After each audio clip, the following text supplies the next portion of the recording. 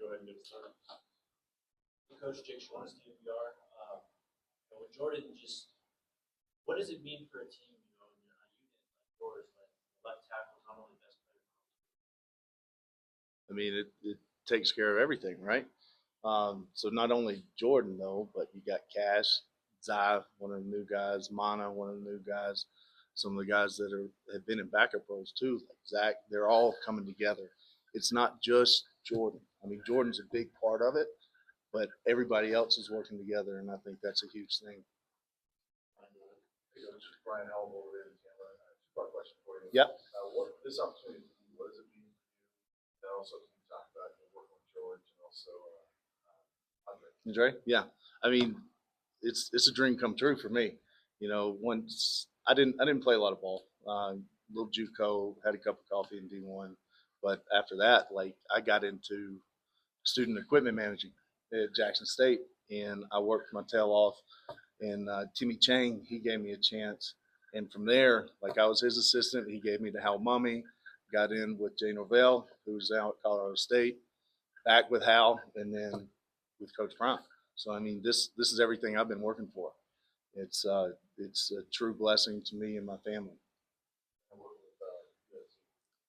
Dre and George, I love them. Dre, I got a chance to meet him in 23, and we've been bouncing ideas back and forth off each other. We've worked with similar guys in the past too. AJ Smith, he's the air raid run and shoot guy, but he was his line coach in the UFL and the XFL. And G, like I've been around George for a long time too, and I think we come together, we bounce ideas off each other. I think it's a great and beautiful thing.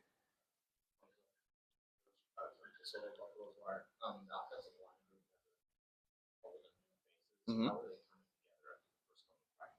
I think it's great. Like I don't think there's any like cliques in the room. I think everybody's coming together. We have an open space for that to be the common goal too. So 5 equals 1 with the other line. Like you can't just have one guy doing his own thing. You got to have all 5 of your guys doing the same thing at the same time, and they're really buying into that. Coach, I don't know if you have 24 seconds, but you talked about some of the coaches you've worked under. You've been under Coach Prime for a little while now. Mm-hmm. Could you speak specifically just to kind of how that chemistry and how that's worked well for you going from Jackson State to the role here in Colorado? Yeah, it's just trust and belief. I think that's the biggest part of it, right? So when I got with Prime, Brett Bartolone, he was my branch from that. I worked with him at the University of Nevada, and he got the opportunity to be the offense coordinator, and I volunteered.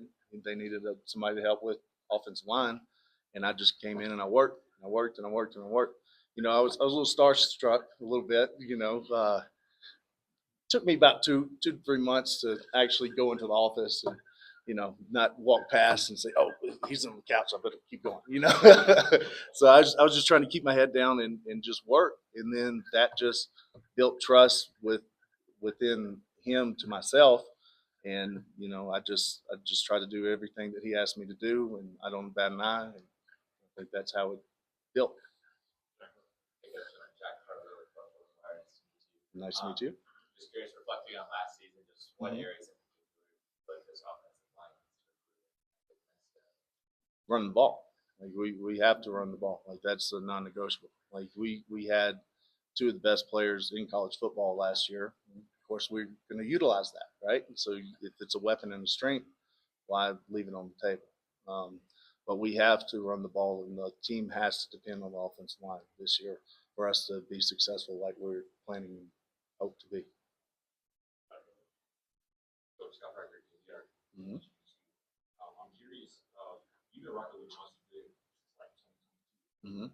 at Jackson State. What's it been like to be a part of this process and how as part of your A long time coming. You know, he came to us at Jackson State. He was a freshman, and at that camp, then like I wanted him to play for me right then and there. Like that's how dominant he was then, and I knew that he was only going to grow and get better in time.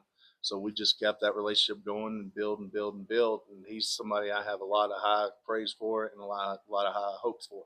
You know, he should be still in high school right now. He's an early enrollee, so it's going to take him a little time to get used to the pace of it and the way that we run things. But I think he's got a very bright future ahead of him, and I'm very proud of him.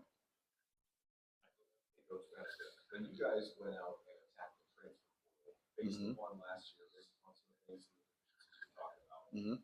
what did you target and how do you feel you achieved those? Athletes and size, right? So, in order to run the ball, not only you have to be powerful, but you have to be athletic too to change up the schemes. Like if you want to pull a guard or pull a tackle or whatnot. And then we try to get length on the edge too. So my philosophy is that if you get tackles, tackles can easily screw down inside. They can go for guards. Yeah, I mean, you don't see 6'6", 6'7" dudes just walking around the earth anyway.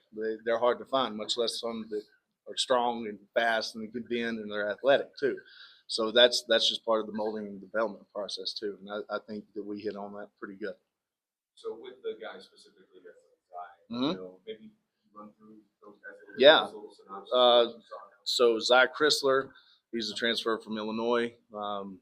He's everything we want in a guy.